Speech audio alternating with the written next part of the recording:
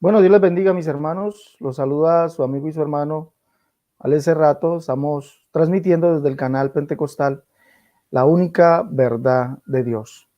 Bueno, mis hermanos, como ya es de su conocimiento, a esta hora tenemos esta conferencia que se ha titulado Las herejías de los personajes que inventaron la Trinidad.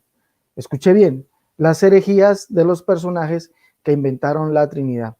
Agradecemos a todos los amigos y a todos los hermanos que ya están en sintonía del canal Pentecostal La Única Verdad de Dios. Para nosotros es un honor, mis hermanos, tenerlos aquí eh, con nosotros y que ustedes nos honren con su sintonía. Bueno, eh, el conferencista invitado para el día de hoy es nuestro hermano Julio César Clavijo Sierra. Hermano Julio César, buenas noches, Dios le bendiga. Buenas noches, hermano Alexander, Dios le bendiga. Saludo también a todas las personas que nos están escuchando en esta hora. Bienvenidos a este interesante estudio. Bueno, hermano, este estudio nos va a dar más luces acerca del origen de la Trinidad. Ayer, por ejemplo, veíamos una, pues como podemos llamarlo, una introducción a lo que los mismos pastores trinitarios confiesan de que la Trinidad no es bíblica, sino que es extrabíblica y está fundamentada o edificada sobre conceptos extrabíblicos, como escuchábamos ayer al pastor Eduardo Gutiérrez. ¿Es así? Sí, claro, por supuesto, la Trinidad es una cuestión completamente extrabíblica, pero lo peor de todo esto es que las personas que produjeron la Trinidad no solamente creían o produjeron la herejía de la Trinidad, sino que creían un montón de doctrinas contra las cuales mantienen luchando estas personas que defienden la Trinidad, como por ejemplo el pastor Eduardo Gutiérrez, Braulio de la Torre y ¿cómo se llama este otro pastor? Ese que también salía en el video. Solís, Manuel Solís. Y el pastor Manuel Solís y otra cantidad de personas que mantienen luchando contra el catolicismo romano, como por ejemplo Hugo Albornoz, eh, mantienen luchando contra el catolicismo romano, pero ellos creen en la principal doctrina católica. Y lo que ellos le ocultan a la gente, porque ellos sí lo saben, y si no lo saben, sí es muy lamentable que no lo sepan, pero les vamos a enseñar esta noche, es que todos estos sujetos que produjeron la Trinidad crearon una cantidad de herejías a las cuales ellos se están oponiendo actualmente.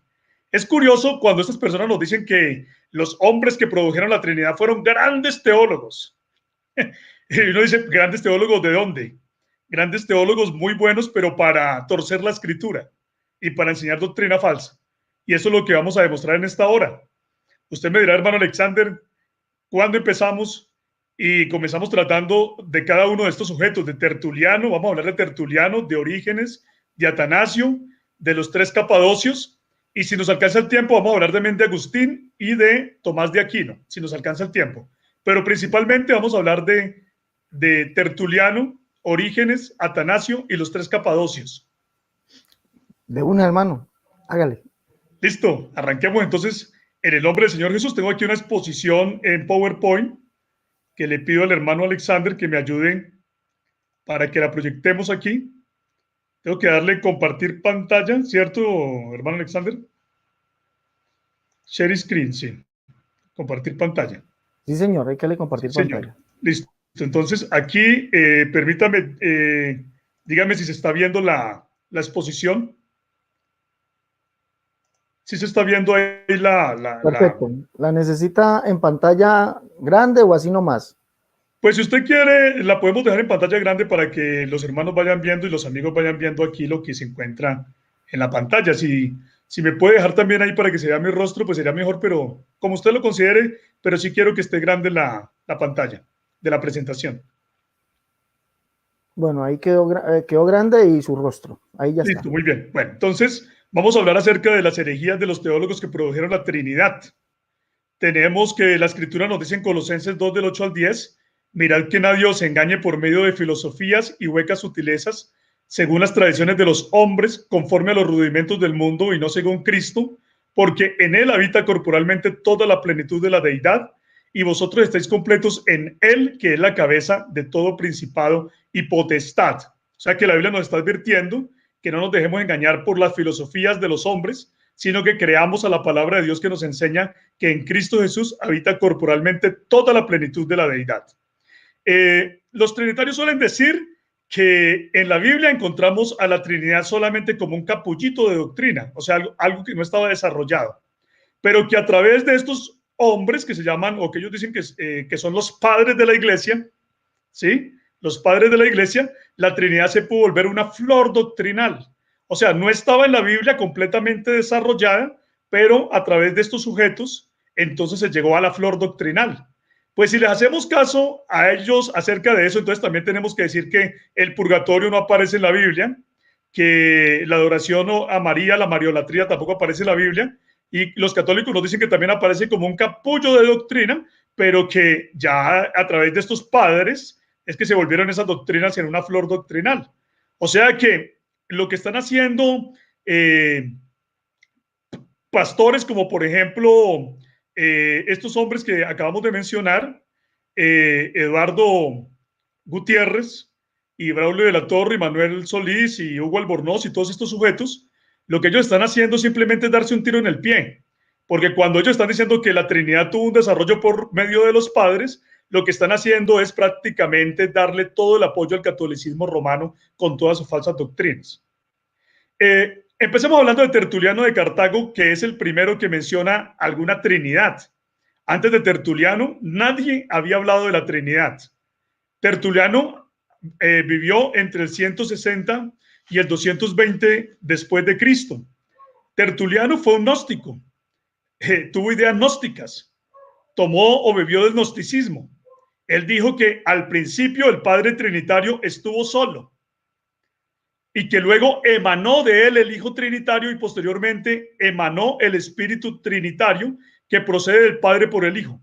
Tenemos que recordar que el gnosticismo era una doctrina que tenía mucha fuerza en ese tiempo y hablaba de que había una dualidad entre la materia y el espíritu, siendo lo material lo malo y siendo lo espiritual lo bueno.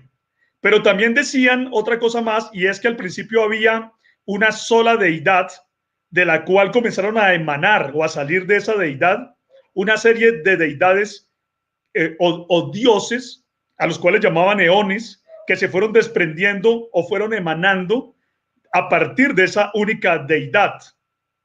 ¿Sí? Entonces, cuando vemos a Tertuliano hablando de la Trinidad, de cómo fue el desarrollo de la Trinidad, él dice que al principio el Padre Trinitario estuvo solo y luego emanó de ese Padre Trinitario el Hijo Trinitario, o sea, salió como el Padre Trinitario. Y posteriormente salió el Espíritu Trinitario que procede del Padre por el Hijo. Y dice que luego emanaron los ángeles y que al final todo volverá al Padre Trinitario. Eso se puede ver en Contrapraxias, especialmente en el capítulo número 8. O sea que la doctrina de la Trinidad tiene un origen en el gnosticismo. El Padre Trinitario al principio estaba solo y comenzaron a emanar de él unas deidades. Vamos a leer aquí en Contrapraxias capítulo número 8 una prueba de lo que estoy diciendo. Tertuliano dice lo siguiente, dice, si alguno piensa que estoy introduciendo una probolén, es decir, alguna emanación, y mire que utiliza la palabra emanación que era propia del gnosticismo, dice, si alguno está pensando que yo estoy introduciendo alguna emanación de una cosa en otra, como lo hace Valentín, y este Valentín era un gnóstico declarado, dice, como lo hace Valentín cuando genera el eón del eón uno tras otro, entonces voy a responder en primer lugar que la verdad no debe abstenerse del uso de dicho término y de su realidad y significado, debido a que la herejía también lo emplee. O sea que, en otras palabras, lo que está diciendo Tertuliano es, si ustedes creen que yo estoy hablando de emanaciones, sí, sí estoy hablando de emanaciones. Pero como yo hablo la verdad, dice él, yo no me voy a abstener de decir la verdad, que porque el gnosticismo también la usa, que porque el gnosticismo también la emplea. Pero él está hablando de emanaciones. Dice, el hecho es que la herejía ha tomado de la verdad para moldearla en su propia falsificación. ¿La palabra de Dios fue generada o no? Dice, estén aquí firmes conmigo y no se inmuten. Sí, ella fue generada. Entonces concuerda conmigo en que la verdadera doctrina tiene una emanación. Mire usted que está utilizando otra vez la palabra emanación. Y no importa la herejía cuando ella en cualquier punto imita la verdad. O sea que él está diciendo que a ese que él llama el Hijo o la palabra fue una emanación del Padre que al principio estaba solo. Y luego después emanó el Espíritu Trinitario y luego emanaron los ángeles. Eso es puro gnosticismo. En Contraplacias, en el capítulo número 8, también dice, esta será la emanación impartida por la verdad.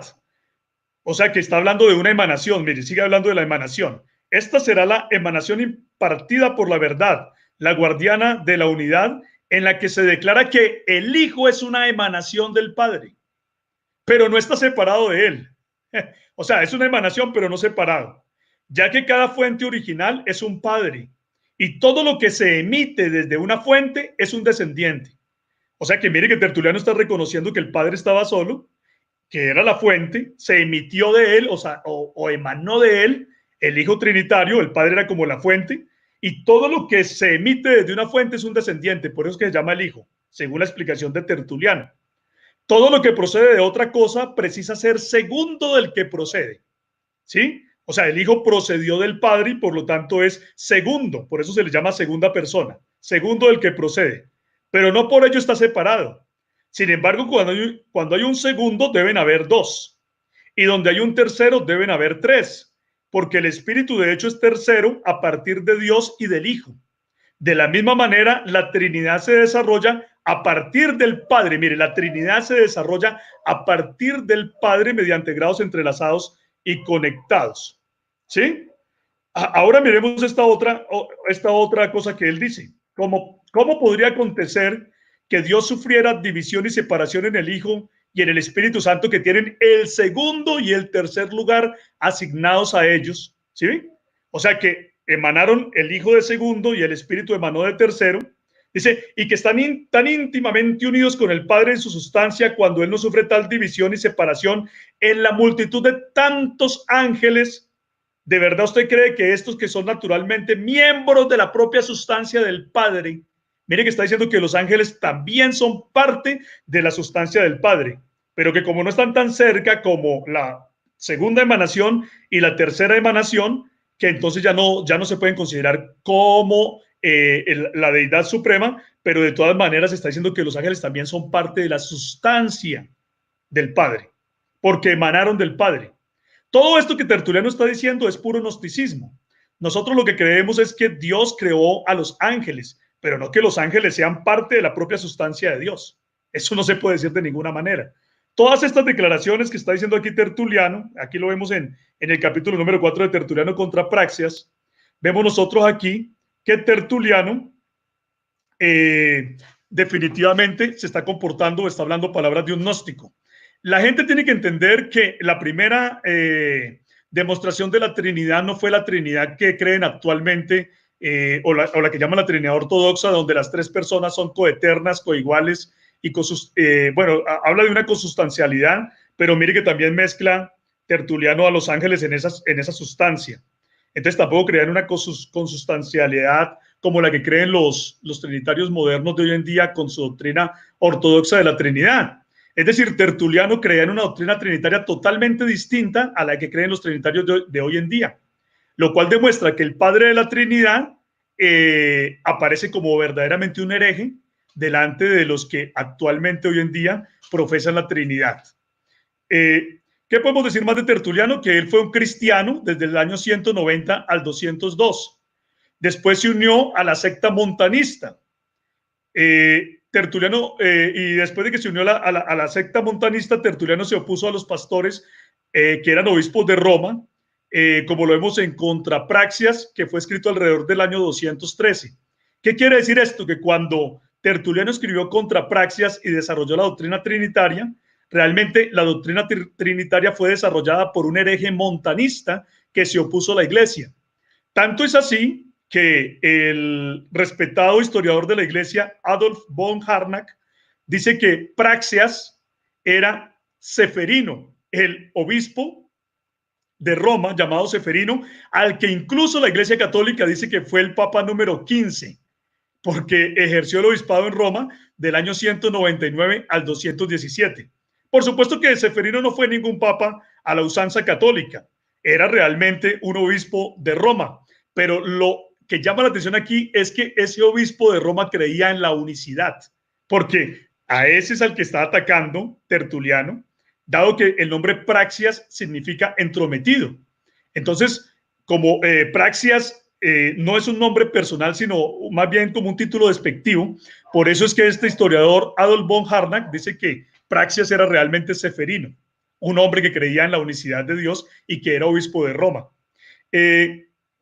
Otro historiador llamado Justo González nos dice que Praxias fue Calisto. Calisto es el que sucedió a Seferino en el obispado y en la Iglesia Católica le llama el Papa número 16. O sea que estamos viendo nosotros que la Trinidad fue desarrollada, en realidad fue desarrollada por un hombre que estaba lejos de la iglesia, que estaba en la secta montanista y que además tenía una cantidad de vicios que tenían que ver con el gnosticismo. Quisiera que el hermano Alexander pudiera opinar y nos ayudara a complementar aquí en este punto, algo que tenga para decirnos. Bueno, hermano, la verdad, podemos decir, según lo que he estudiado de Tertuliano, que este hombre fue el que dio esas primeras puntadas para que siglos después, en los concilios trinitarios, se diese ya forma concreta a lo que es la Trinidad moderna o la Trinidad que hoy se predica. Como usted lo acaba de decir, Tertuliano fue el primero en hablar en términos de una Trinidad o la economía divina, como él la llamó, y de ese pensamiento de Tertuliano es que hoy nace, o por medio de ese pensamiento, de esos primeros pensamientos de él, hoy se conoce lo que es la Trinidad actual. Amén. Pero lo que quiero destacar aquí es que hay que tener bien presente, ¿sí?, que Tertuliano era un hereje en ese momento. No pertenecía a la iglesia o sea, que la Trinidad es la obra de un hereje, de un montanista, y que se oponía claramente a los obispos de Roma de ese tiempo que creían en la unicidad, y que Tertuliano también dijo también en su obra que la mayoría de los creyentes creían en la unicidad. O sea que Tertuliano estaba claramente confesándose como un hereje. Tanto es así que la Iglesia Católica no considera a Tertuliano un padre de la Iglesia, no lo considera un padre de la Iglesia. Dice que Tertuliano, a pesar de todo lo que él hizo, no puede ser considerado un padre de la Iglesia porque se opuso al obispo romano. Se opuso al obispo romano que creía en la unicidad. Imagínese usted. Es terrible, pero lo que queremos destacar es que la Trinidad es el origen de un hereje montanista que creía o tenía vicios con el gnosticismo. Habla de que el Padre Trinitario estaba solo y emanaron de él el Hijo Trinitario, que ocupa el segundo lugar, luego el Espíritu Trinitario, que ocupa el tercer lugar, y luego emanaron los ángeles, que también tienen la misma sustancia del Padre. Imagínense usted lo que está diciendo. Hasta los ángeles para Tertuliano tenían la misma sustancia del Padre, y eso realmente es una herejía, todo eso que está diciendo Tertuliano. Sí, se opone por completo a la doctrina del único Dios. Vamos a entrar entonces ahora a otro personaje llamado Orígenes. Voy a compartir aquí otra vez la pantalla. Vamos a compartir otra vez la pantalla entonces para ver qué nos dice este sujeto llamado Orígenes. Bueno, ¿ahí se está compartiendo? Ahí ya. ¿Sí? Sí, ya. Bueno, Orígenes. Orígenes vivió entre el año 185 y 254 después de Cristo, y él es la primera persona que habló acerca de la doctrina del Hijo Eterno. Eso que tanto les gusta a los trinitarios de hoy en día, que no se encuentra en la Escritura, esa doctrina del Hijo Eterno no se la deben a la Biblia, se la deben a Orígenes de Alejandría. Ahí, en las obras de Orígenes de Alejandría, es donde por primera vez se ve la herejía del Hijo Eterno. Este señor, aparte de enseñar la herejía del Hijo Eterno, también enseñó la preexistencia de las almas humanas. O sea, dijo que los seres humanos existieron antes de venir al mundo como unas almas. Ya vamos a mirar ejemplos de eso. También habló de la apocatástasis, que es una herejía que establece que todos, incluso el diablo, serán finalmente salvos. Y también dio inicio a la idea del purgatorio, o sea que las almas se purifican después de la muerte. Orígenes habló acerca de la doctrina del Hijo Eterno, pero Orígenes siguió hablando acerca de ese subordinacionismo del que hablaba Tertuliano. Para Tertuliano, el único que era el Dios más grande era el Padre, y el Hijo y el Espíritu eran como sirvientes de ese Padre. De la misma manera, para Orígenes, aunque el Hijo era eterno, era también un servidor del Dios más grande, que era el Padre. O sea que en Orígenes también se nota el subordinacionismo. Orígenes también aparece como un hereje, o mejor dicho, no se considera como un padre de la iglesia católica. Ellos le llaman a alguien de admirar y hablan de respeto por sus obras, pero no lo consideran un padre porque también fue excomulgado por enseñar falsa doctrina. O sea que también la doctrina del Hijo Eterno se la deben a un hereje, según la propia iglesia católica. ¿Y qué diremos entonces de estos protestantes que también defienden la Trinidad? Vamos a ver unos ejemplos acerca de estas herejías de Orígenes. Orígenes habla acerca de que los seres humanos existieron en el cielo antes de venir al mundo. Y miremos lo que dice. Hay ciertas causas de existencia previa a consecuencia de las cuales las almas, antes de su nacimiento en el cuerpo, mire usted que aquí está diciendo, ¿sí? Antes de su nacimiento en el cuerpo contrajeron una cierta cantidad de culpa en su naturaleza sensitiva. O sea, ¿qué estamos viendo aquí? Orígenes está hablando acerca de por qué a la gente le va bien o le va mal. Sí, porque hay ciertas personas a las que les va bien en el mundo y hay ciertas personas a las que les va mal. Entonces dice, lo que pasa es que a las que les va bien es porque antes, cuando eran almas solamente, ¿sí? Y no tenían cuerpo, se portaron muy bien. Y cuando antes, a las otras personas que les va muy mal, es que antes, cuando no tenían cuerpo, cuando eran solamente almas, se portaron muy mal y por eso cuando vienen al mundo vienen a sufrir. Eso se parece como a la doctrina que enseñan los orientales acerca del karma, ¿sí? O sea que este Orígenes de Alejandría está enseñando doctrinas parecidas.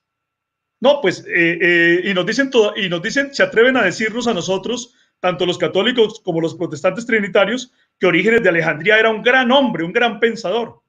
Pues valiente pensador que lo único que hizo fue torcer la escritura, ¿sí? Y miremos aquí lo que nos está diciendo. Dice, hay ciertas causas de existencia previa a consecuencia de las cuales las almas, antes de su nacimiento en el cuerpo, contrajeron una cierta cantidad de culpa en su naturaleza sensitiva o en sus movimientos, en razón a la cual han sido juzgadas dignas de la providencia divina de estar colocadas en esta condición.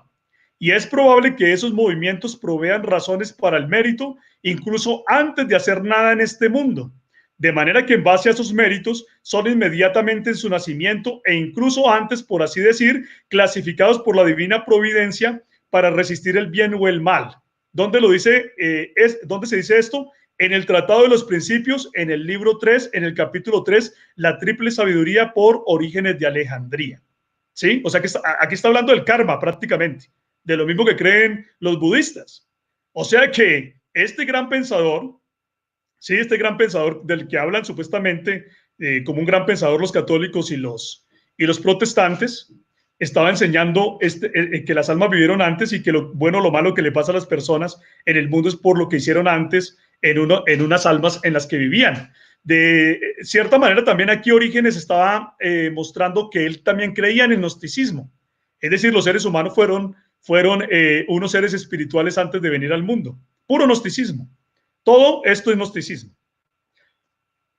Aquí, en esta parte, voy a hacer una cita de Orígenes de Alejandría, donde él habla acerca de la herejía de la apocatástasis, donde dice que hasta el diablo mismo se va a salvar al final de los tiempos. Miremos eso. Dice, porque es necesario, está citando aquí a 1 Corintios 15:25, pero vamos a ver cómo lo tuerce. Dice, lo que voy a leer está en el Tratado de los Principios, libro 1, capítulo 6, el final o la consumación, por Orígenes de Alejandría. Dice así Orígenes, porque es necesario que él reine hasta poner a todos sus enemigos debajo de sus pies. 1 Corintios 15:25. Entonces miren lo que Orígenes especula acerca de este texto. Dice, ¿qué es entonces ese poner bajo por el que todas las cosas se someterán a Cristo? El nombre sometimiento por el que nos sometemos a Cristo indica la salvación. Dice, el diablo y sus ángeles y otras órdenes del mal que el apóstol clasifica entre los poderes opuestos, ha de ser convertida a la justicia en un mundo de futuro. Porque si los enemigos van a ser puestos debajo de sus pies, y para él poner debajo de los pies indica la salvación, entonces esto quiere decir que el diablo y los ángeles y otras órdenes del mal van a ser puestas y van a ser convertidas en un mundo futuro. Y dice, de manera que unos al principio del tiempo, otros después, y otros hasta en los últimos tiempos, después de haber sufrido castigos más pesados y más severos, aguantados durante un largo periodo y durante muchas edades, mejoran, por así decirlo, por este método severo de entrenamiento y son restaurados al principio por la instrucción de los ángeles, habiendo atravesado por una especie de educación. O sea, el diablo, los ángeles y todos los poderes malignos también se van a salvar al final de los tiempos. ¿Cómo? A través de un proceso duro de castigo y entrenamiento. Por eso es que Orígenes de Alejandría también es uno de los precursores de la herejía del purgatorio. Sería muy interesante poder escuchar a estos señores que les hablan a ustedes de que la Trinidad fue el desarrollo de los padres, a ver qué pensarían también con respecto a la doctrina del purgatorio. Y cómo dirían que no está en la escritura y que es un invento católico romano, pero cómo no se dan cuenta que la Trinidad, que también tiene el mismo vicio, ¿sí? ¿Cómo es que no se dan cuenta que la Trinidad que tiene el mismo vicio también proviene de una cantidad de invención extrabíblica?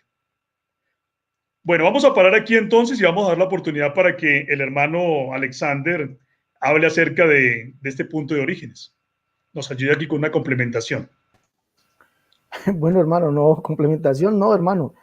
Yo creo que es como mi opinión. Si no estoy mal, ayer el video que veíamos, el pastor Eduardo Gutiérrez cita a Orígenes como padre de la iglesia, que fue uno de los que citó o dio los conceptos extrabíblicos, ¿no? Como él decía, para formar esa Trinidad, la que es, pues, tiene conceptos tomados de la Biblia, como él mismo habla, y da lástima de que nosotros, oye, al hablar de nosotros, hablo de la humanidad, estemos siendo engañados por personas que toda esta información se la ocultan a los que son liderados por ellos. Es lamentable observar que tengan en alto concepto a personas como Orígenes, como Tertuliano, cuando lo que hicieron fue introducir cosas antibíblicas, decir que el diablo se va a salvar. La Biblia no dice Claro. eso. La No, Biblia dice y que lo peor de todo es que nos vengan a decir que ellos son grandes teólogos, que es que estos hombres sí son unos grandes teólogos. Grande teólogo, alguien que habla del gnosticismo como Tertuliano. Grande teólogo, alguien que fue capaz de estar en una secta montanista y enseñar el gnosticismo. O un grande teólogo va a ser Orígenes de Alejandría enseñando también el gnosticismo, enseñando la apocatástasis y enseñando el purgatorio, dando orígenes al purgatorio y todas estas cosas. ¿Sí? es que eso es purgatorio. Eso es lo que es grave, eso es lo que es triste. Sí, eso es lo que es triste. Ahora, si estas personas que están confundiendo a los hombres, no les dicen la verdad porque no la saben, son doblemente culpables porque están hablando de lo que no saben. ¿Sí? Entonces, ¿por qué no se pusieron a buscar a ver qué era lo que creía Tertuliano y qué era lo que creía Orígenes? Para que se den cuenta que eran totalmente unos apóstatas. Al punto que la Iglesia Católica dice que Tertuliano y Orígenes no son padres, porque es que Orígenes mismo fue excomulgado por enseñar falsa doctrina. El problema es que Orígenes fue un escritor tan prolífico que afectó a una cantidad de hombres durante el siglo III y el siglo IV. Pero él fue el que habló por primera vez de la herejía del Hijo Eterno. Entonces tenemos que aplaudirlo porque habló de la herejía del Hijo Eterno y entonces por las otras herejías que habló ¿qué? Entonces vamos a hacerle caso entonces al purgatorio y vamos a citar a Orígenes también diciendo que las almas se salvan a través de un proceso de purificación de mucho tiempo. No puede ser. ¿Sí? No, hermano, lo que logro entender aquí, es que lo tienen porque como dio esa pincelada del Hijo Eterno, entonces eso no es una herejía, eso es acertado, pero lo demás que dijo puede ser considerado una herejía. No, todo lo que él dijo no es bíblico, lo que no está en la Biblia es una herejía. Claro, así es, así es. Así es, todo lo que no está en la Biblia es una herejía.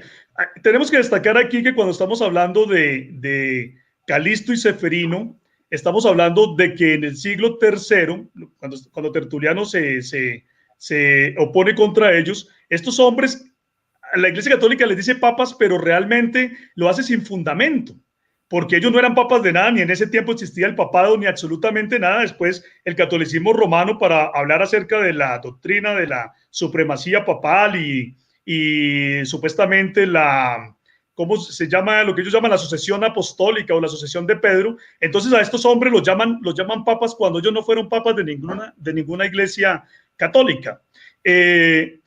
Tertuliano se opuso realmente a una iglesia verdadera, ¿cierto? O sea, esta aclaración que estoy haciendo la estoy haciendo porque aquí veo un comentario malintencionado de un señor llamado Roberto Clavo, que es experto en hablar cosas malintencionadas, diciendo que entonces unos papas de la Iglesia Católica fueron unicitarios. No, nada que ver, nada que ver. Ellos no eran papas absolutamente de nada. El papado se dio con el tiempo y ellos tomaron a Ceferino y a Calisto como supuestos papas cuando no lo eran, sino que a lo que me quiero referir a la incoherencia del catolicismo, que si la Iglesia del siglo III era en su mayoría unicitaria y si los obispos de Roma creían en la unicidad, entonces eso está demostrando que la Trinidad es una herejía posterior que no tiene nada que ver con la Escritura. ¿Sí? Vamos a seguir entonces, hermano Alexander, sin pérdida de tiempo, con Atanasio de Alejandría, al que tanto le gusta a Eduardo Gutiérrez y a todos estos sujetos que hablan de la Trinidad. Vamos a hablar de Atanasio de Alejandría y vamos a mirar qué creía este señor. Se van a sorprender. Vamos a mirar. Vamos a compartir pantalla nuevamente y vamos a mirar lo que decía Atanasio de Alejandría. ¿Se está viendo la pantalla compartida? Sí, señor, ahí está. Bueno, Atanasio de Alejandría vivió entre el año 300 y el 373 después de Cristo. Fue el primer autor en dedicar tiempo para explicar cómo es que el Espíritu Santo es una tercera persona divina y distinta y cómo es que las tres personas son coiguales y coeternas. Sin embargo, aunque él habló acerca de la coigualdad y la coeternidad, aún para el tiempo de Atanasio, este tema no quedaba completamente resuelto. Este señor Atanasio, al que lo llaman el baluarte de la fe apostólica, el gran defensor de la fe, el hombre que defendió la palabra de Dios en el siglo IV, le llaman. Imagínense usted todo lo que dicen acerca de Atanasio. Pues bien, al que llaman el gran defensor de la fe, fue un promotor del monasticismo. ¿Sí? Mientras la palabra del Señor nos está diciendo a nosotros que nosotros debemos predicar la palabra de Dios a todas las naciones, entonces Atanasio estaba diciendo, si tú quieres ser santo, tienes que meterte en un convento. Tienes que meterte en un convento. Tienes que castigar duramente el cuerpo. Tienes que renunciar a tener cualquier comodidad. Tienes que encerrarte en una celda buscando estar lejos del mundo si te quieres volver santo. Tienes que renunciar al matrimonio porque el sexo es malo. El sexo es sucio. El sexo no te santifica, ¿sí? Aun cuando tú estás dentro del matrimonio. ¿Sí? Que debían comer muy poco los monjes, que debían bañarse poco para que se vieran pocas veces desnudos, porque era malo que se vieran hasta su propio cuerpo desnudo, que no debían aplicarse ninguna crema para la cara ni nada por el estilo. Imagínense usted lo que decía Atanasio, esa era la visión de la santidad de él. Desarrolló también el dogma de la transustanciación, que promueve la adoración de la hostia como si fuera el propio Cristo. Y fue un defensor de la señal de la cruz y de las confesiones. Vamos a ver citas de él. En la obra Vida de San Antonio Abad, escrita por Atanasio de Alejandría, dice así Atanasio. Dice, pero el Señor cuidaba de él, o sea, de San Antonio Abad.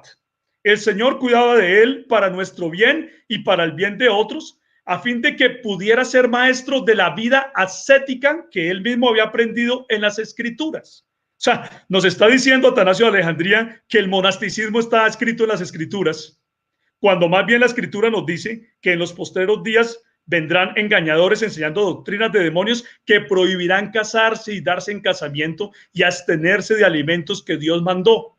¿Sí? O sea que antes, al contrario, en ninguna parte de la Escritura está la vida monástica, pero él está diciendo que sí están las Escrituras, cuando la Escritura le está llamando a eso doctrina de demonios. ¿Será que Atanasio tiene algún valor para hablar de la Biblia cuando está diciendo que el monasticismo está dentro de la Escritura? No, aquí se ve que ese señor de la Biblia conocía más bien poco. Dice, de hecho, muchos, solo con ver su actitud, o sea, la actitud de San Antonio, que ya él llama San Antonio Abad. De hecho, muchos solo con ver su actitud se convirtieron en celosos seguidores de su modo de vida. De nuevo, por eso continuó con su costumbre de ir al servicio de los confesores de la fe, o sea, a confesarse ante un hombre. Y como si estuviera encadenado con ellos, se agotó en su afán por ellos. Eso usted lo puede leer en Vida de San Antonio. Usted puede ver la obra de Busque Vida de San Antonio por Google, busque Vida de San Antonio de Atanasio de Alejandría y dése cuenta lo que está diciendo ahí ese santo, ese llamado santo. El monasticismo no es aprendido de la escritura, sino de la filosofía platónica, pero sobre todo de la estoica, de Zenón de Sitio, que hablaba de alcanzar la felicidad prescindiendo de todos los bienes materiales. O sea que el monasticismo se origina por allá, en esas filosofías. Por eso es que el monasticismo ya existía antes de que viniera nuestro Señor Jesucristo al mundo. Y en esta falsa religión cristiana que se fue adoptando con el tiempo, pues algunos hombres creyeron que el monasticismo tenía que hacer parte de una nueva religión y la mezclaron con cristianismo. La Biblia dice, como acabo yo de mencionar, 1 Timoteo 1, del 1 al 4, el Espíritu dice claramente que en los posteriores tiempos vendrán algunos que apostatarán de la fe, escuchando a espíritus engañadores y a doctrinas de demonios, por la hipocresía de mentirosos, que teniendo cauterizada la conciencia, prohibirán casarse y mandarán abstenerse de alimentos que Dios creó para que con acción de gracias participasen de ellos los creyentes y los que han conocido la verdad, porque todo lo que Dios creó es bueno y nada es de desecharse si se toma con acción de gracias. Pero entonces Atanasio de Alejandría está diciendo que tenían que comer muy poco, que tenían que dormir muy poco, que tenían que tratar duramente el cuerpo y que eso era la santidad máxima de la que hablaba la Escritura. Ahora mire también lo que dice Atanasio en el sermón a los recién bautizados. Miremos lo que dice sobre la hostia y la herejía de la transustanciación. Dice: verás a los levitas traer panes y un cáliz de vino y colocarlo sobre la mesa. Mientras no se hagan las invocaciones y las oraciones, no hay más que pan y cáliz. Pero después de que se hayan pronunciado las grandes y admirables oraciones, entonces el pan se convierte en el cuerpo de nuestro Señor Jesucristo y el vino se convierte en su sangre. La doctrina de la transustanciación, con la cual se adora la hostia como si fuera el propio Cristo. Miren esta otra, hablando Atanasio de la señal de la cruz y diciendo que la señal de la cruz nos ayuda a alejar a los demonios. ¿No le parece eso muy católico a usted? Pero es que es un santo padre, ese sí era un teólogo de respeto, no como ese Sabelio, ese Noeto, ese Praxeas. Esos eran hombres bajos, dicen los católicos, dicen los protestantes. Pues escuchemos a ver qué nos dice este hombre de tanta altura teológica. Nos dice: solo contra los miedosos, lo que voy a leer está en la vida de San Antonio Abad, y está diciendo que San Antonio venció a los demonios con la señal de la cruz. Miren lo que dice: solo contra los miedosos los demonios conjuran fantasmas. Ustedes ahora hagan la señal de la cruz y vuélvanse a su casa sin temor y déjenlos que se enloquezcan ellos mismos. Entonces se fueron fortalecidos con la señal de la cruz, mientras él se quedaba sin sufrir ningún daño de los demonios. Donde aparece el signo de la cruz, allí la magia y la hechicería son impotentes y sin efecto. ¿Sí? O sea que estamos viendo aquí al santo San Atanasio, ¿sí? Estamos viendo aquí al santo San Atanasio, hablando acerca de la señal de la Santa Cruz, hablando acerca de las confesiones, hablando acerca de meterse en un convento y hablando otra cantidad de herejías. ¿Será que Eduardo Gutiérrez y compañía, será que ellos también están de acuerdo en citar a Atanasio, que fue muy santo, un hombre muy venerable, muy respetable, un santo padre de la iglesia, en este punto también de hacerse la señal de la Santa Cruz y de ir a meterse en un monasterio? ¿Será que los amigos que honran tanto a Atanasio, será que están dispuestos a santificarse como Atanasio decía, metiéndose a un convento? ¿Será que eso es lo que dice la Escritura? ¿Qué opina usted, hermano Alexander? Mi opinión, hermano, es que podemos mirar sin lugar a equivocarnos, sin lugar a alguna duda, que el trinitarismo es el catolicismo. El trinitarismo desciende del catolicismo. El trinitarismo de hoy es catolicismo al 100%, tanto que solamente los padres que ellos consideran sus padres de la iglesia, los fundadores o los que dieron las primeras pinceladas para esto, todos tuvieron que ver con el dogma de la Trinidad y también con los dogmas que tiene la iglesia católica de hoy en día. Por lo tanto, decir que no descienden del catolicismo, el catolicismo que hoy es el catolicismo romano, sería negar. Sería una mentira, sería una mentira. Los católicos, miren, los católicos son más honestos en esto, porque ellos dicen la Trinidad es una doctrina de la Sagrada Tradición. O sea, ellos están reconociendo que no está en la Biblia. De entrada, ellos reconocen de una vez que eso no está en la Biblia. Es una doctrina de la Sagrada Tradición, porque al fin y al cabo ellos creen que la doctrina de ellos se fundamenta en la tradición. La tradición está por encima de la Biblia. Hable con cualquier católico y ellos le van a decir, no, es que la tradición está por encima de la Biblia.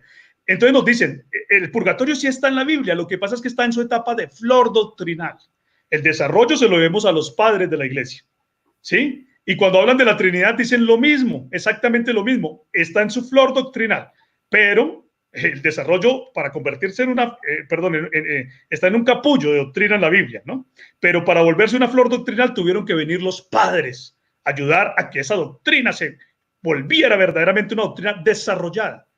Me llamaba la atención escuchar a Eduardo Gutiérrez en su video diciendo que el desarrollo de esta doctrina, ¿sí?, no se puede encontrar en la Biblia, el desarrollo de esta doctrina. Pues bien, yo los invito a ustedes a que vayan a una doctrina que está completamente desarrollada en la Biblia, la cual es la unicidad. Amén. A esa doctrina es que nosotros tenemos que creer en el Dios verdadero. Cualquier doctrina de una tradición que suplante lo que la palabra de Dios enseña es una doctrina falsa. Vamos a pasar entonces ahora a los tres capadocios. A los tres capadocios a los que también tanto le deben los trinitarios, y vamos a ver qué era lo que estos hombres creían. Vamos a mirar, vamos a mirar. Estén atentos. Bueno, vamos a mirar aquí.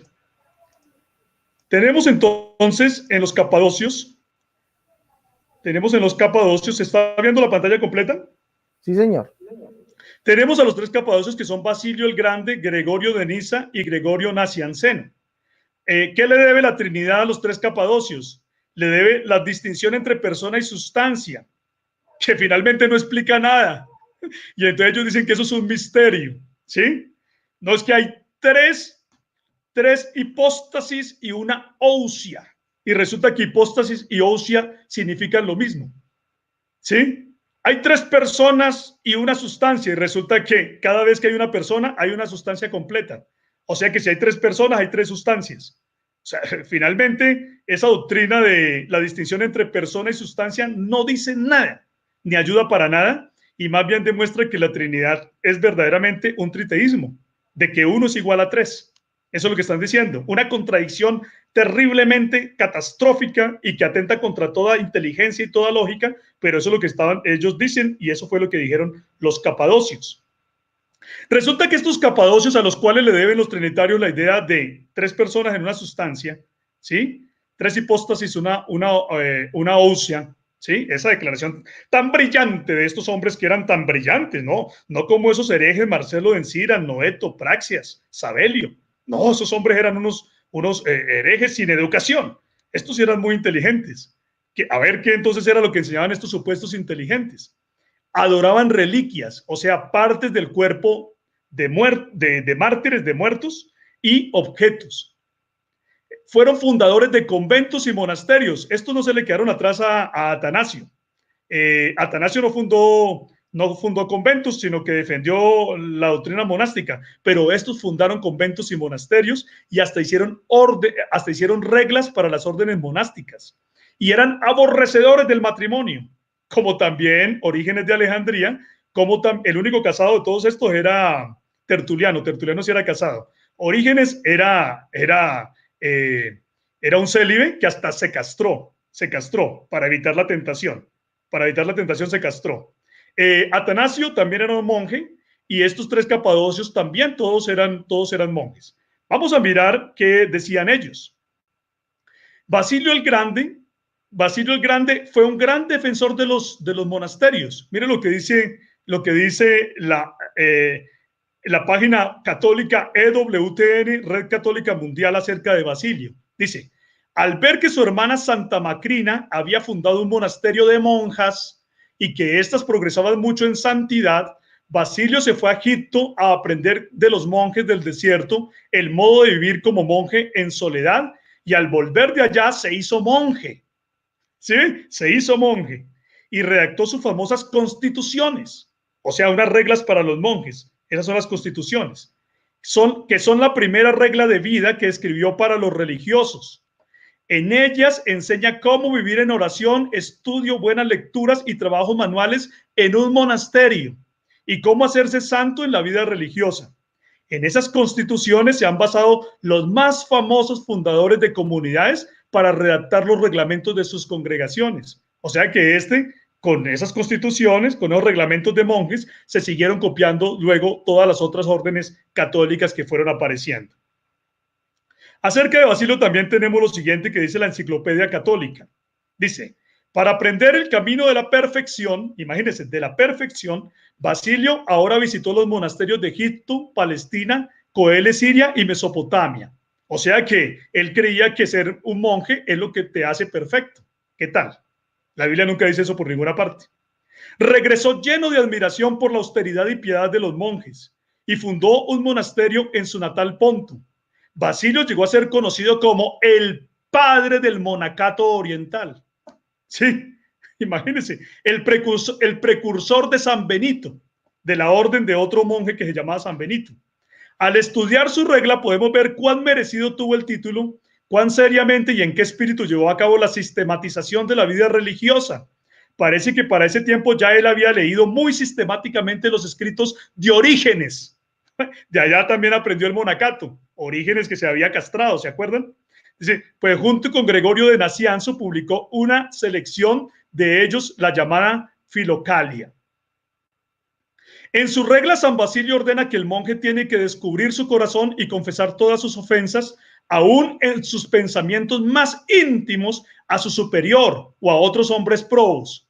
O sea que aquí también este hombre estaba promoviendo ya lo que sería el origen de la confesión auricular, porque está diciendo en su regla que todo monje tiene que descubrir sus pecados delante de su superior. O sea que no tiene que confesar los pecados delante de Dios, sino que se los tiene que confesar es a un superior, a un monje superior, que gozan de la confianza de los hermanos. Eso lo vemos en Johannes Quasten Patrología, en las páginas 258 a 259. Ahora vamos a ver otro Capadocio, Gregorio de Nacianzo. Gregorio de Nacianzo dice algo que va a sorprenderlos. Dice de Gregorio de Nacianzo, hablando acerca de María, lo siguiente. Dice, si alguno no cree que Santa María es la madre de Dios, ¿no le suena eso muy familiar al catolicismo romano? Si alguno no cree que Santa María es la madre de Dios, está fuera de la divinidad. Esto está en Epístola 101, citado por Johannes Quasten en Patrología 2, página 281. Ahí está lo que dijo Gregorio de Nacianzo. Habló de que María es la madre de Dios. En ninguna parte de la Biblia dice que Dios tenga una madre. ¿Sí? Ninguna parte de la Biblia dice eso. La palabra de Dios dice es que Dios fue manifestado en carne y que María es la madre de esa humanidad en la cual Dios se encarnó. Pero Dios como Dios puede tener una madre, jamás. No lo puede tener. Dios es eterno, sin principio ni fin.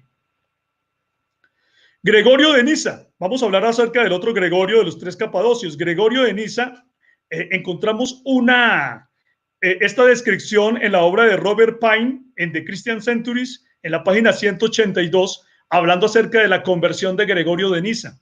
Dice, Gregorio se despertó llorando y se dirigió arrepentido al jardín, donde los huesos conservados de los mártires, reunidos en una inmensa urna, estaban siendo adorados por los fieles.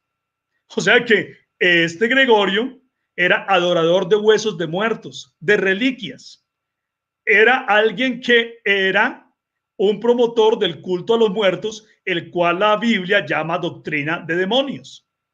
Dice que después de haber visto eso, de que la gente estaba adorando huesos de muertos, un Gregorio contrito observó el proceso hasta el final. Y él se convirtió, después de haber visto esto, en un cristiano practicante. A esa urna de huesos de muertos, donde Gregorio supuestamente se convirtió, de ahí es donde deben la doctrina de la pericoresis, los trinitarios. de esa conversión de una urna de huesos de muertos, adoración de muertos y adoración de reliquias. Dice también acerca esto a la Enciclopedia Católica acerca de Gregorio de Niza. Dice, existe una carta dirigida a él por Gregorio Nacianceno, dándole el pésame por la pérdida de una tal Teosebella, quien debió haber sido su esposa y con la que continuó viviendo como una hermana, incluso después de que llegó a ser obispo. Esto también es evidente por su tratado de Virginitate. O sea que este señor Gregorio de Niza fue capaz de abandonar a su esposa. ¿Por qué? Porque para poder ser un monje o para poder ser santo, él dijo que tenía que ser un monje y abandonó a la esposa. ¿Será que la escritura nos manda a nosotros a que abandonemos a nuestras esposas? A este hombre que abandonó a su esposa, ¿sí?, es al que los trinitarios le deben la doctrina de la pericoresis. Este es el gran teólogo del que hablan los trinitarios, porque estos sí eran hombres verdaderamente sabios y de Dios, dicen los trinitarios, tanto católicos como protestantes. En el libro de Johannes Coasten, Patrología 2, páginas 300 al 301, dice lo siguiente acerca de lo que pensaba Gregorio acerca de la santidad. Y dicen, la virginidad para Gregorio, como dice la introducción de Virginitate, es una puerta de acceso a una vida más santa. Su poder es tal que induce a Dios a participar de la vida del hombre, da alas al deseo del hombre de ascender a cosas celestiales y el lazo de unión entre la naturaleza humana y Dios, armonizando con su mediación estos extremos tan dispares entre sí por naturaleza. Gregorio ve toda la economía divina, toda la cadena de salvación a la luz de la virginidad. O sea, toda la salvación se basa en ser virgen. La virginidad es la base de todas las virtudes, dice Gregorio de Niza. ¿En qué parte de la Biblia dice que ser virgen o ser soltero te hace más santo que ser casado y vivir de acuerdo como Dios manda en el matrimonio? En ninguna parte. Antes, al contrario, en la escritura vemos que la palabra de Dios dice que tanto los solteros como los casados deben santificarse.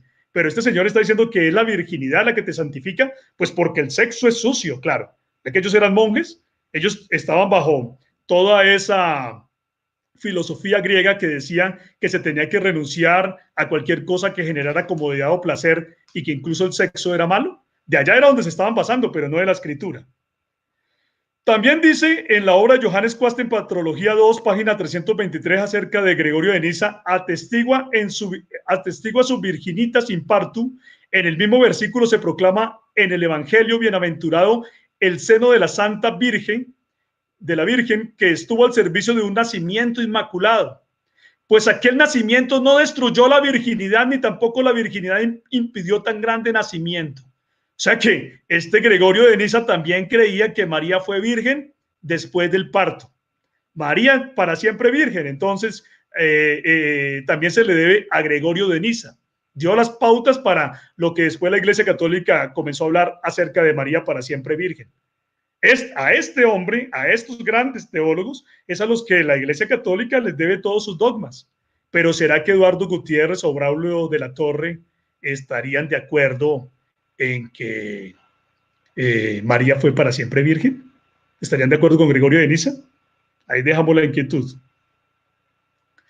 En la obra de Johannes Coasten, Patrología 2, página 290 y también en la página 323 vemos que este Gregorio de Niza también creía en la apocatástasis, igual que Orígenes. ¿Por qué? Pues porque era un admirador de Orígenes. Él no creía en la Biblia, este señor Gregorio de Niza. Le creía a Orígenes, era admirador de Orígenes y por eso también terminó creyendo lo mismo que Orígenes, que hasta el diablo se iba a salvar. Miren lo que dice Johannes Coasten, dice, también creía como Orígenes en la apocatástasis. Las penas del infierno no son eternas, sino temporales, precisamente por ser meramente medicinales, librando al hombre del mal y curando aún al mismo que introdujo el mal. O sea, curando hasta el diablo. O sea que estos hombres también dieron origen a la idea del purgatorio. ¿Sí? Dieron origen a la idea del purgatorio. Bueno, vamos a dejar aquí entonces para esperar un comentario de nuestro querido hermano Alexander Escobar acerca de este punto. No, hermano, mi conclusión, pues, esto es catolicismo al descubierto, hermano. el origen de la Trinidad es catolicismo al descubierto. Por supuesto, son puras herejías lo que enseñaban estos hombres. Entonces, que no nos vean con el cuento de que ellos eran los grandes teólogos que dicen que desvelaron para nosotros, nos quitaron el velo para que nosotros pudiéramos ver la Trinidad que aparece en la Biblia, supuestamente, pero que no está en la Biblia. ¿Sí?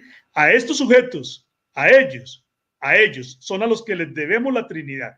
¿Sí? A los que la humanidad posterior les debe la Trinidad. ¿Sí? Tertuliano habló de las emanaciones, siendo verdaderamente un gnóstico. Orígenes habló acerca del Hijo Eterno subordinado y también habló de emanaciones, siendo verdaderamente un gnóstico. Atanasio habló acerca de una coigualdad de las tres personas, pero también habló del monasticismo y habló de la señal de la Santa Cruz y habló de las confesiones. ¿Será que Manuel Solís estará muy contento con Atanasio para ir a confesarse entonces también? ¿Le va a enseñar a la gente de su congregación a confesarse? ¿Será que Hugo Albornoz, que tanto se la pasa rompiendo ídolos católicos, imágenes católicas, será que él también va a confesarse? ¿Será que también va a hablar acerca de la apocatástasis? ¿Será que también va a hablar de la señal de la Santa Cruz? Y si va a decir que estos son herejías, entonces, ¿qué pasó? ¿Será que es que entonces estos padrecitos llamados Tertuliano, Orígenes, los tres Capadocios, Basilio y los dos Gregorios, será entonces que estaban muy equivocados y que realmente creen en una doctrina completamente falsa? ¿Será que Eduardo Gutiérrez estará feliz de que este Gregorio estuviera adorando huesos muertos? De allá es donde le debe la doctrina de la pericoresis, de la interpenetración mutua de las personas divinas, de las tres personas divinas, de allá de una conversión de huesos muertos. ¿Sí? Es totalmente aterrador. Vamos a mirar, veo que el tiempo nos alcanza, vamos a mirar aquí rápidamente a Agustín de Hipona. ¿Me permite, hermano Alexander, si no alcanza el tiempo? Dale, dale. Bueno, vamos entonces con Agustín de Hipona. Vamos a mirar aquí a este señor.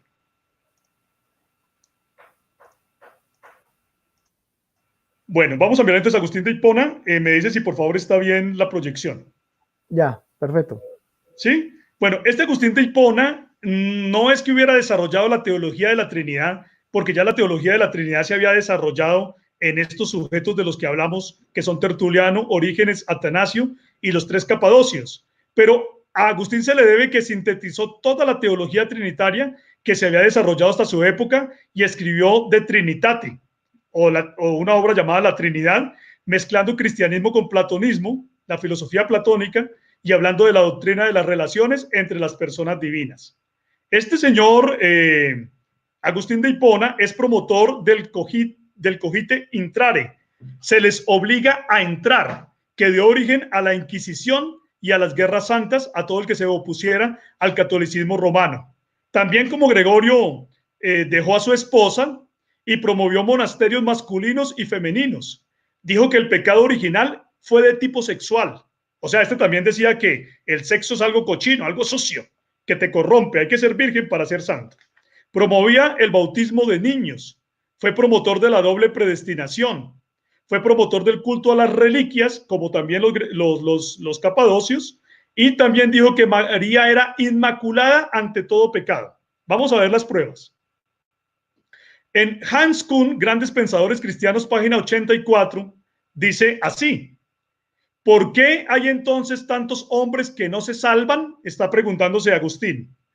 Dice, cuanto más de lleno va entrando Agustín en la controversia, tanto más va endureciéndose su posición, como se ve con toda claridad en su doctrina de la doble predestinación. O sea, la doctrina de la doble predestinación es que unas personas fueron creadas para ser condenadas y ya no van a poder hacer nada para salvarse porque ya fueron creadas para ser condenadas, y otras personas fueron creadas para ser salvas y ya no van a poder hacer nada diferente sino salvarse. Esa es la famosa doctrina de la doble predestinación. O sea que ¿para qué predicar el evangelio entonces si ya los que van a ser condenados van a ser condenados y los que van a ser salvos van a ser salvos? Dice, como se ve con toda claridad en su doctrina de la doble predestinación, a la bienaventuranza y a la condenación. Dios predestinó a la bienaventuranza frente a la gran masa de la condenación a un número fijo desde el principio y relativamente pequeño de personas. En la obra de Johannes Quasten, Patrología 3, páginas 516 y 517, se dice esto acerca del pensamiento de Agustín de Hipona sobre María. Dice, En la polémica contra los pelagianos, Agustín sostiene resueltamente la inmunidad de María de todo pecado, ciertamente de todo pecado personal, excepción hecha de la Santa Virgen María, de la que por el honor debido al Señor no tolero, dijo Agustín, en absoluto que se haga mención cuando se habla del pecado. El cura Luis Toro debería estar aquí aplaudiendo. Y Eduardo Gutiérrez diciendo, eso es falsa doctrina del catolicismo. Pero este santo fue el que sintetizó toda la doctrina trinitaria de su tiempo y al que ellos son capaces de llamar un gran teólogo. Pues si es un gran teólogo, ¿será que entonces también tenemos que creer que María nunca pecó? ¿Que María fue inmaculada siempre? También en la obra de San Agustín, en los sermones 323-324, que son citados por Félix Amat de Palau, en el Tratado de la Iglesia de Jesucristo, Historia Eclesiástica, volumen 5, página 145, se está hablando acerca de que Agustín era un partidario de adorar muertos, de adorar reliquias, de hacer culto a los muertos.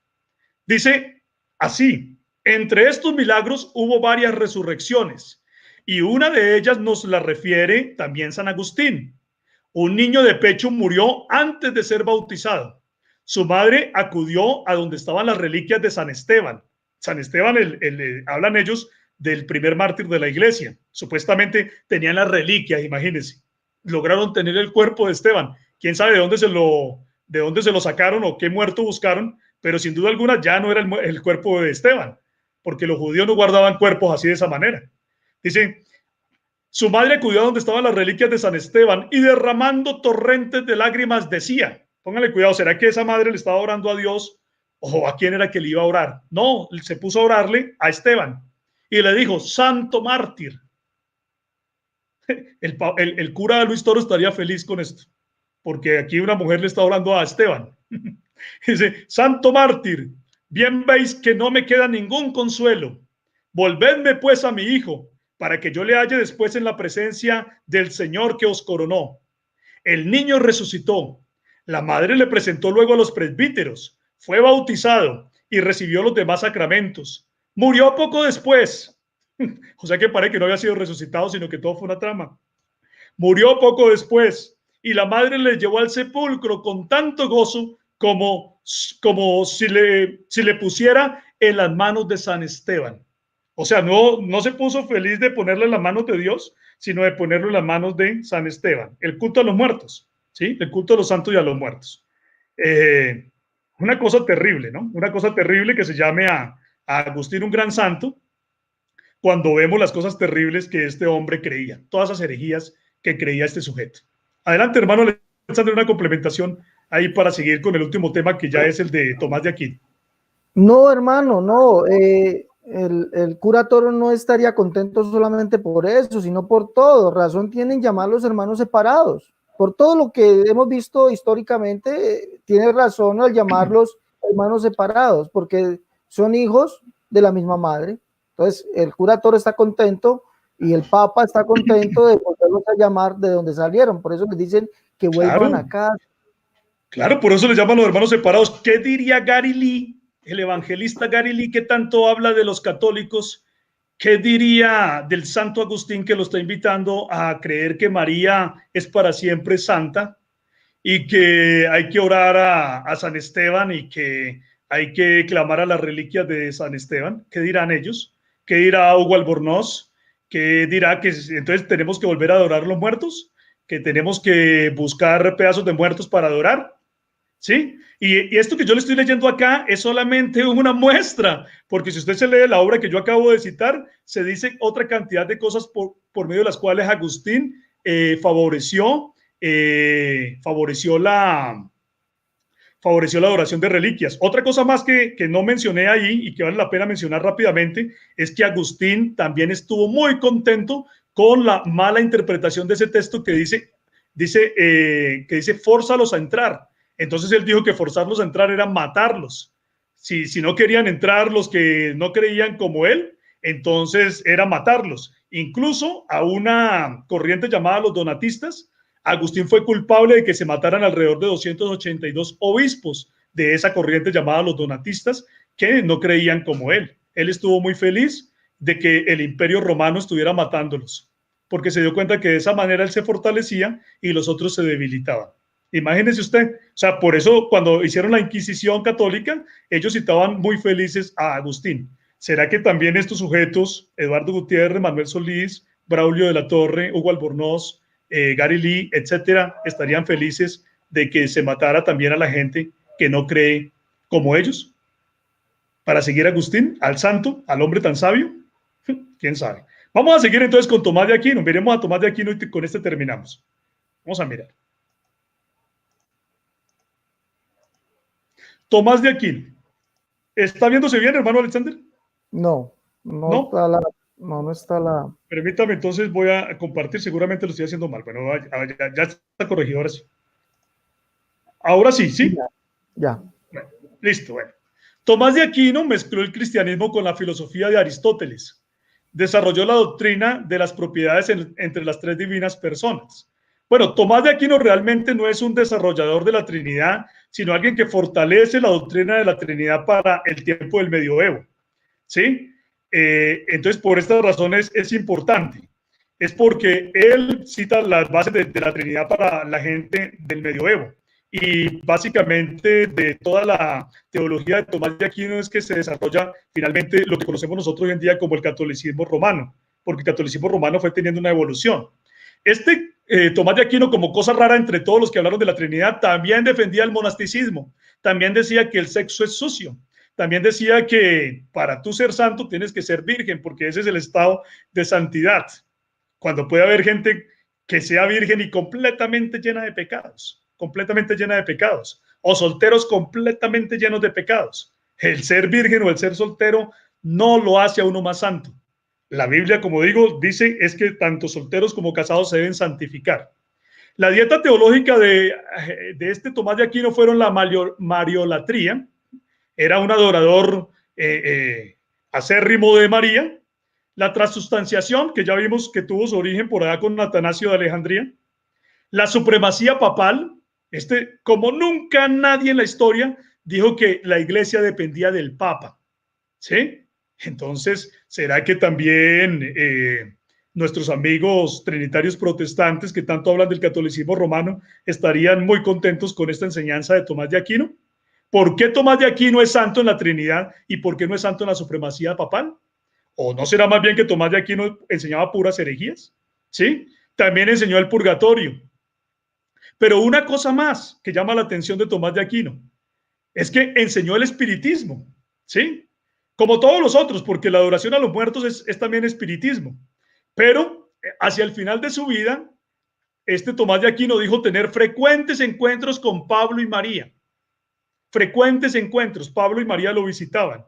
Dice que una vez vio al diablo como un negro y que otro día vio a un cura muerto llamado Romano, que había sido profesor de teología, que él lo había visto vivo y había hablado, perdón, que lo había visto vivo, no, que había recibido al espíritu muerto de Romano y había hablado con él. O sea que este señor, que tenía encuentros con muertos, los cuales son totalmente prohibidos por la Biblia, y era un adorador del espiritismo, este es el que sentó las bases del trinitarismo para la Edad Media. Y así terminamos entonces nosotros esta larga carrera por todas estas herejías de todos estos hombres que lo único que han hecho es apartarse de la Biblia, menospreciar la escritura. Fueron personas que creyeron que la escritura no era suficiente, porque eso es lo que nos dicen todo el catolicismo romano, cuando nos habla de su doctrina de la sagrada tradición, lo que nos está diciendo es que la Biblia no es suficiente, que la Biblia no tiene doctrinas desarrolladas y que se necesitaba de ciertos padres de la iglesia que en el paso de los años pudieran desarrollar esas doctrinas para nuestro provecho.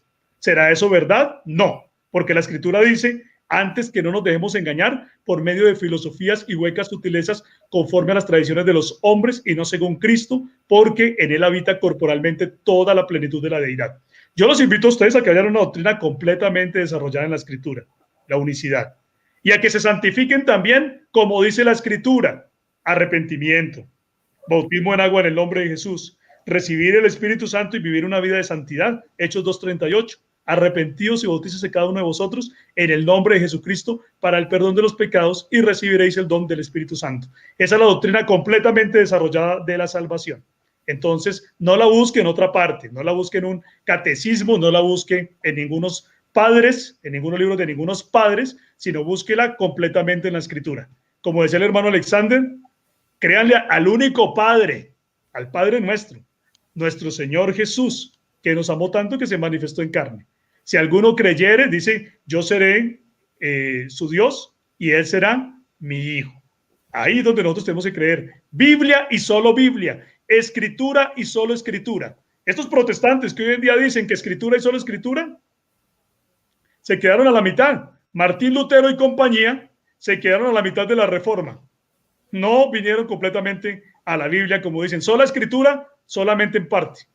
Pero la Biblia nos dice sola escritura. Ahí es donde nosotros debemos volver. Y la Trinidad es una herejía. Y los hombres que desarrollaron la Trinidad tenían una cantidad de herejías que luego adoptó el catolicismo romano. Adelante, mi hermano Alexander.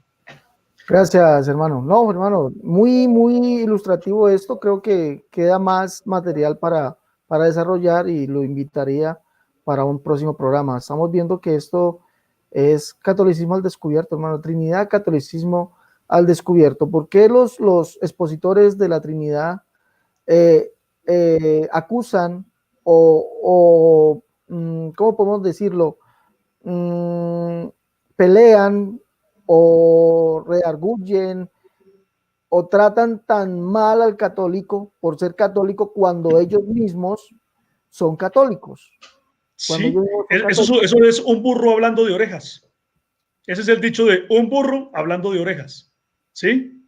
Alguien que se está dando un tiro en el pie, se está disparando contra sí mismo. Cada vez que un protestante trinitario le dice a un católico que no le crea la escritura y que cree puras doctrinas falsas inventadas por la tradición católica, se está dando un tiro en el pie, porque ellos creen en el mismo Dios del catolicismo romano. ¿Cuál es la doctrina principal del catolicismo romano? Es la Trinidad. El Dios de ellos es la Trinidad. Entonces, si yo le estoy diciendo al católico que él cree pura doctrina falsa, pero yo estoy creyendo la doctrina principal del catolicismo, entonces es un burro hablando de orejas y alguien que se está disparando en el pie. Es una cosa dura lo que yo estoy diciendo, pero es la verdad, es la verdad. No, hermano Clavijo, le agradezco por haber estado con nosotros la noche de hoy, habernos enseñado eso tan claro. Siempre lo diré, usted es un gran expositor de la unicidad de Dios y un historiador, hermano, tremendo, un historiador tremendo. Y agradecemos a Dios por ese don que Él le ha dado. Gracias, hermano Alexander, por su invitación. Yo me siento muy contento de estar aquí en su programa. He enviado una invitación al pastor Eduardo Gutiérrez para que debata conmigo. Me está sacando el cuerpo, no me contesta. Quiero decirlo públicamente para que la gente lo sepa.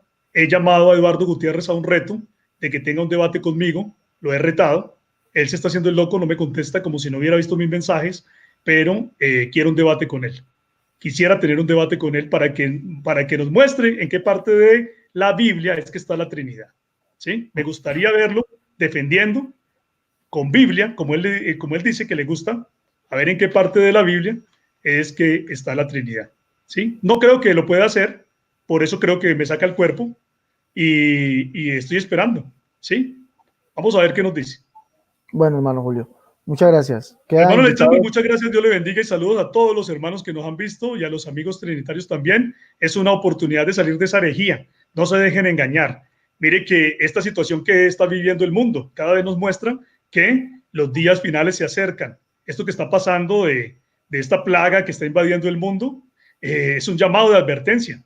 Entonces volvámonos al verdadero Dios y a la vida eterna y dejemos de creer en esas tonterías que ustedes creen, en esa cantidad de doctrina extrabíblica basada en una tradición de hombres, pero no en la escritura. Dios les bendiga a todos, el Señor les guarde. Un abrazo. Gracias, hermano Alexander. Dios les bendiga, un abrazo para todos. Amén, hermano, un honor. Invito a todos los amigos, a los hermanos, perdón, que quieran colaborarnos con víveres para las personas necesitadas y para muchos hermanos necesitados, que por favor se contacte con mi número, es el +57 318 436 0745. En este momento de grande escasez es que tiene que multiplicarse la generosidad de la iglesia del Señor para con todos los necesitados. Dios les bendiga a todos, agradecemos a cada uno de ustedes por su sintonía y por favor, comparta esta conferencia con los hermanos que sepan cómo mostrarle al católico, cómo mostrarle al trinitario que su doctrina no es bíblica. Dios les bendiga, hasta una próxima ocasión. Dios les guarde.